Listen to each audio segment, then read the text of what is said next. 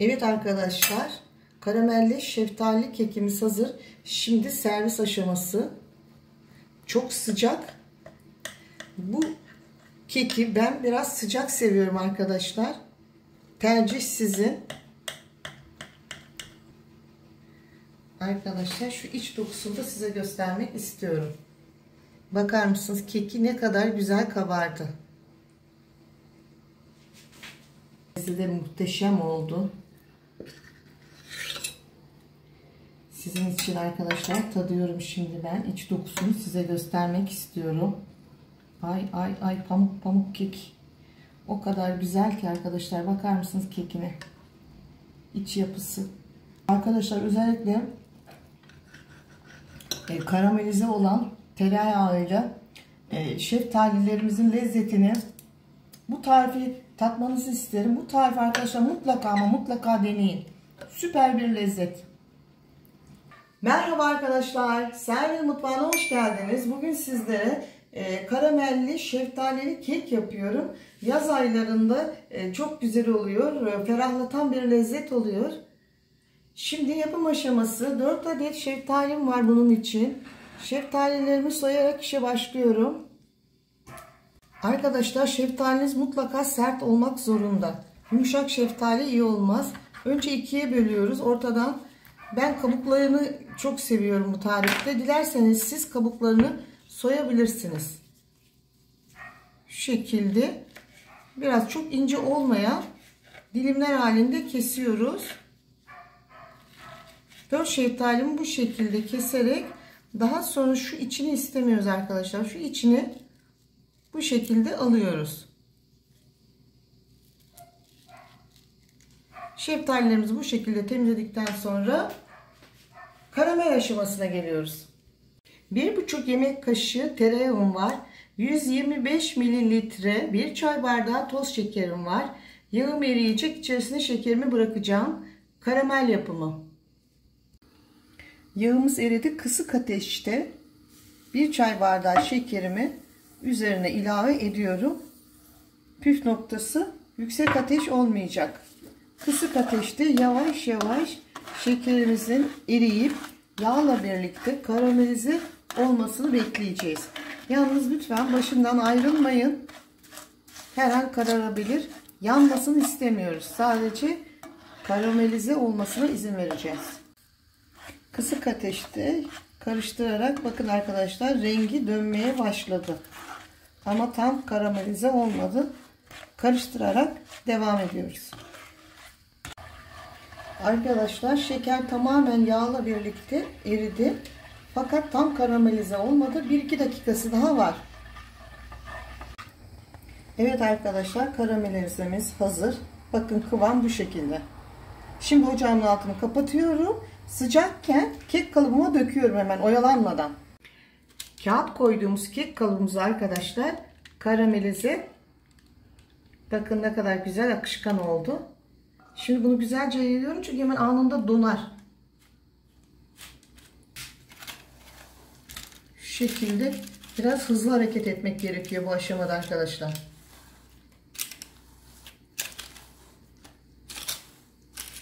Şimdi alt katımız hazır. Şimdi şeftalileri üzerine hızlıca yerleştireceğim.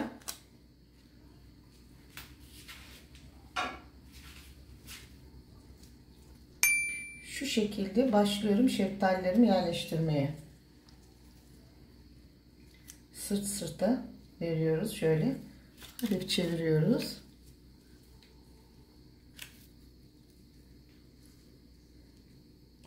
Ben biraz şeftalileri kalın kestim.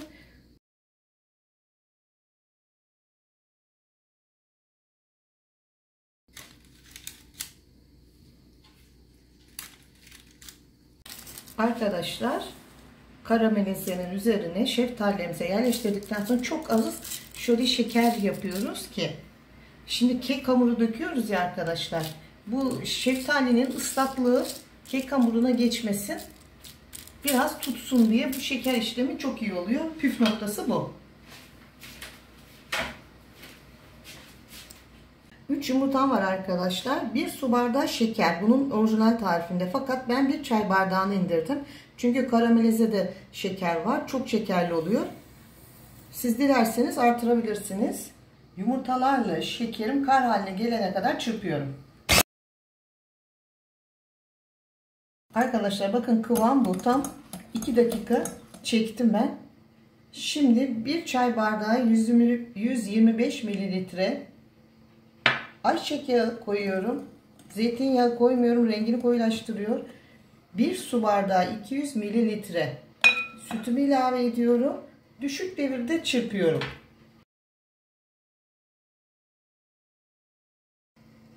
İki su bardağı unumu ilave ediyorum bu aşamada. Üzerine bir paket kabartma tozu, bir paket vanilya, sonra şöyle önce bir unla kabartma tozunu karıştırıyorum bakın. Islak değmeden önce. Tekrar düşük devirde çırpıyorum. Arkadaşlar bakın yoğunluk bu şekilde. Bu normalde meyveli kek olmasa 2 bardak un yeterli. Bakın. Ama şimdi ben yarım bardak daha ilave edeceğim. Tam 2,5 bardak un bu keke, bu tarife tam kıvam oluyor arkadaşlar. Şu şekilde karıştırıyorum. Arkadaşlar bakar mısınız? Yoğunluk kıvamda. Bakın iz kalıyor. Mutlaka iz kalması lazım. Yoğunluğunu o şekilde ayarlayın. Bakın. Şimdi kekimin şeftalilerimin üzerine döküyorum düzgün bir şekilde.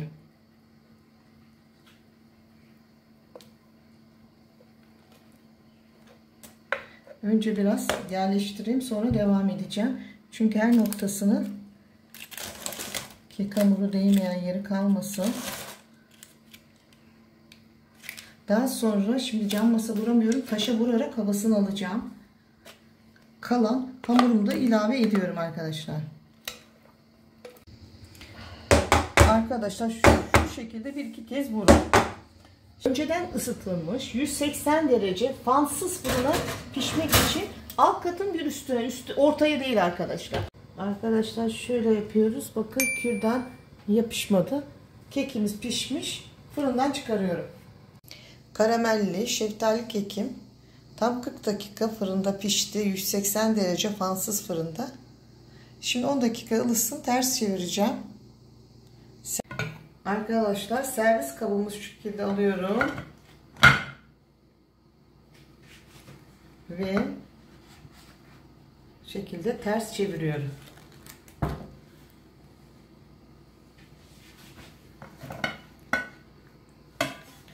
Evet, muhteşem sanat eserimiz hazır.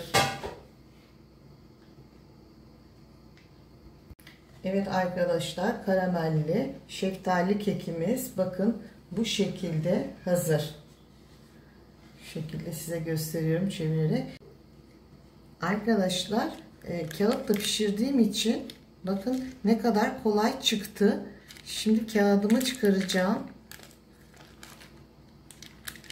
Kekim muhteşem görünüyor arkadaşlar. Çok sıcak. Bakar mısınız şu güzelliği arkadaşlar.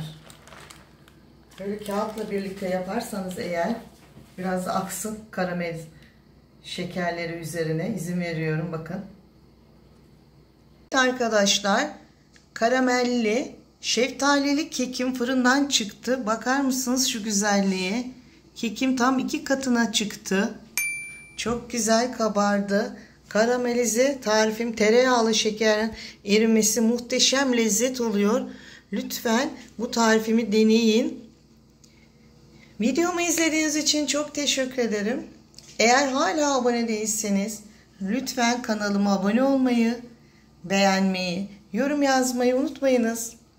Hoşça kalın, sağlıkla kalın, mutlu kalın. Lütfen Selvi'nin mutfağını izlemeye devam edin. Bakar mısınız şu muhteşem görüntüye? Evet arkadaşlar, karamelli şeftali kekimiz hazır. Şimdi servis aşaması. Çok sıcak. Bu keki ben biraz sıcak seviyorum arkadaşlar. Tercih sizin.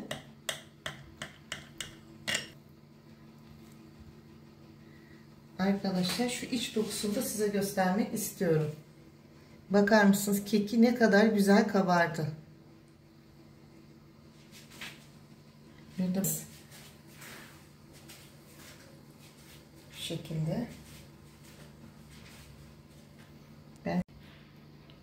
Evet arkadaşlar, şu şekilde bakar mısınız? Keki de pamuk.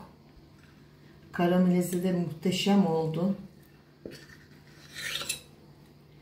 Sizin için arkadaşlar tadıyorum şimdi ben. İç dokusunu size göstermek istiyorum. Ay ay ay, pamuk pamuk kek. O kadar güzel ki arkadaşlar, bakar mısınız kekine? İç yapısı. Bildiğiniz pamuk. Şöyle şeftalisinden doluyoruz. Muhteşem. Arkadaşlar özellikle karamelize olan tereyağıyla şeftalilerimizin lezzetini, bu tarifi tatmanızı isterim. Bu tarifi arkadaşlar mutlaka ama mutlaka deneyin. Süper bir lezzet. Harika. Hepinize afiyet olsun. Evet arkadaşlar, bir dilim kestim. Şimdi kahveyle birlikte yiyeceğim. Pamuk gibi, o kadar lezzetli ki. Şu güzel tarifimi lütfen deneyin arkadaşlar. Bana teşekkür edeceksiniz. Böyle üstün lezzetli bir tarif yok.